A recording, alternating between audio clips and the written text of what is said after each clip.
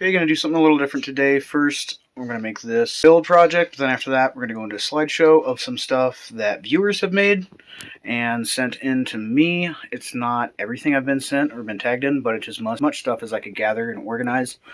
My initial intention was to do a few at the end of every video, but that just didn't end up quite happening. And if you would like to make one of your own, there is a link to the patterns for this on Facebook. You can download for free. It's literally just one pattern for each side. So without me rambling, let's just go ahead and get into the build and then the slideshow. Alright, first is to cut out your pattern pieces. There's just one pattern on the sheet. You flip it over for both sides. And you'll notice it's marked with an inward angle. And that is because you need to do straight cuts on all these edges except for where you're going to join the two together, and that you need to have about a 45-degree angle cut. Now if you can't do that with an X-Acto knife, you could always try scissors. Always practice on scrap foam first if you've never done it before, and if it's not quite angled the way you want it, you can always use a Dremel or a sanding block or some sandpaper and gently try and even out that angle as much as possible.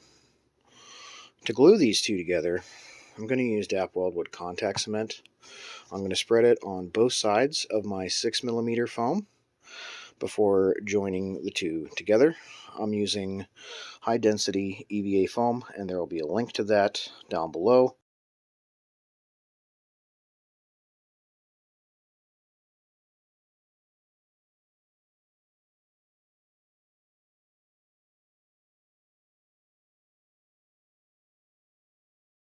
Alright, I brushed it as evenly as possible on both sides. I'm going to let that sit for 15 to 20 minutes so that it can dry and cure and be ready to be joined together. And if you haven't used contact cement before, you really have to have the pieces evenly lined up when you join them together, because it's really hard to get them apart without a solvent. Depending upon your environmental conditions, for example, I live in a very dry, low humidity climate. It takes about 15 minutes. If you live somewhere that it's more humid, it can take 20 minutes or so.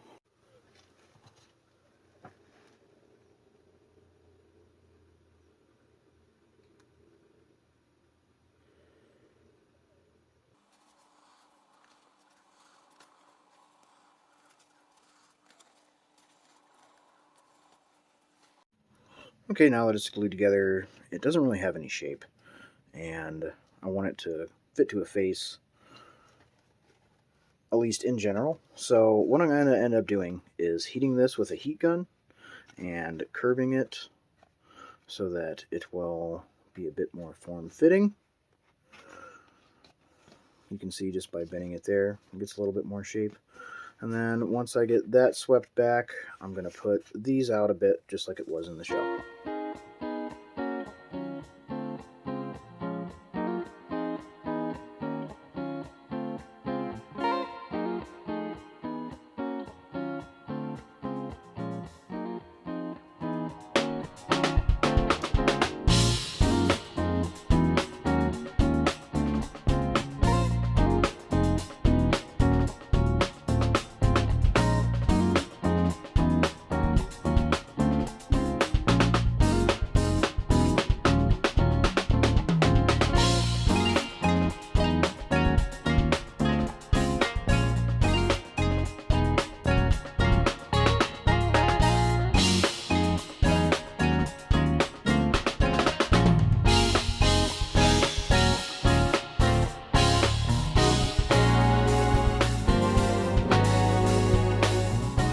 Alright, now that I'm okay with the shape, I'm going to sand this up with my Dremel. All I'm really going to do is smooth out and round off the edges a bit. That's pretty much it. Not going to so much round them out on the outside, but I'm going to round it out on the inside, where it's going to be up against my wife's face.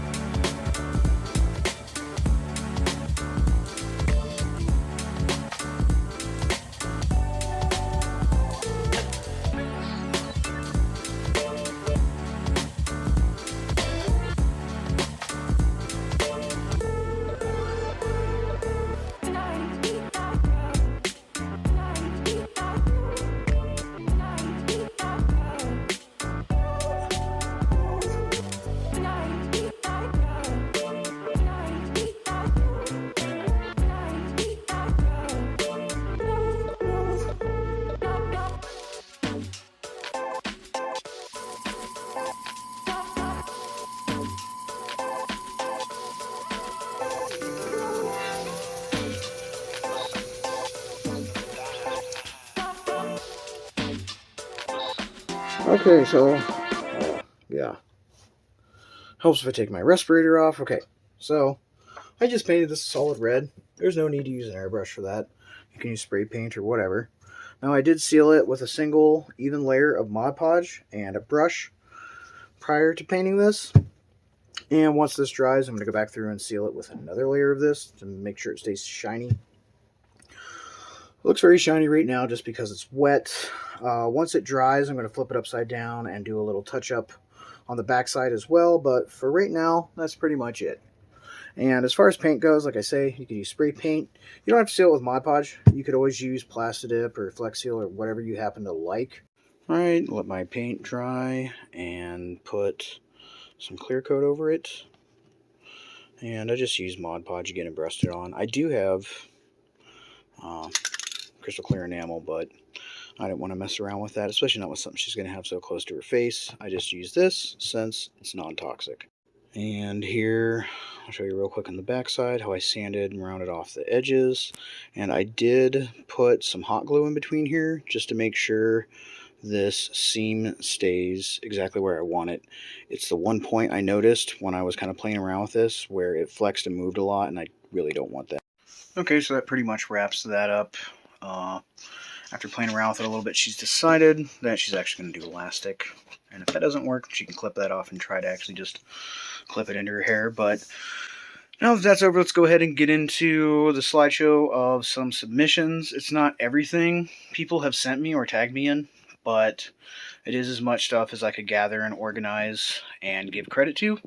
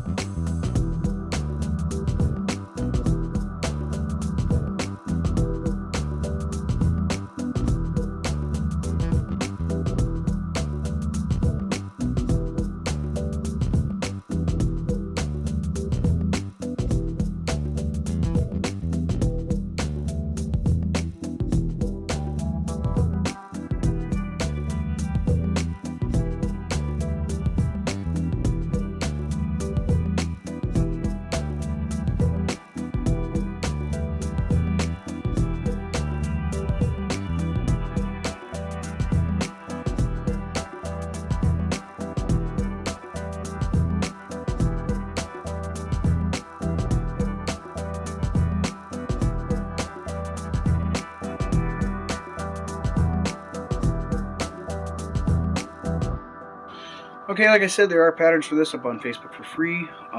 Don't worry if you're somebody that's been following along with the Mandalorian videos. I'm not done with that, and I'm not abandoning it. I just had to take a break as I waited for some product to show up. And the product I'm waiting on is a 2-part silicone for making molds. That's what I would have preferred to do with certain things on the Mandalorian. Such as the magnetic grab charges, I would have rather just made one and then cast that into a mold and then did 2-part polyurethane and just glued the lights in place, or cast them out of resin. Either way, those are things I need to play with, and that's part of what's been slowing down videos. I would also like to cast the Beskar spear tip that I make out of foam, and then pour it in polyurethane, 2-part rigid polyurethane. So it's still rubber, but it's flexible and it'll just last longer than the foam will.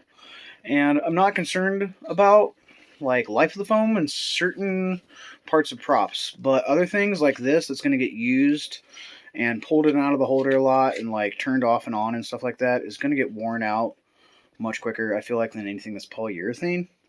And for things like spear tips or like my vibro blade, that's another thing I would like to cast and make polyurethane doubles of. Part of the reason for that is a lot of the conventions I go to, I can't take the props in if they're painted to look like real steel. Like I can't have a real steel looking blaster or blade or anything.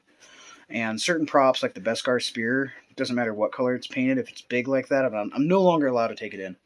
They were even limiting things like Hulkbuster suits and any oversized cosplay. They were basically saying no at the one convention because you could hide stuff in it or something. I don't know what their security concerns were or why the rules have become so exaggerated. And of course, this all differs as I go from convention to convention where I live because each one is put on by a different person or corporation or whatever.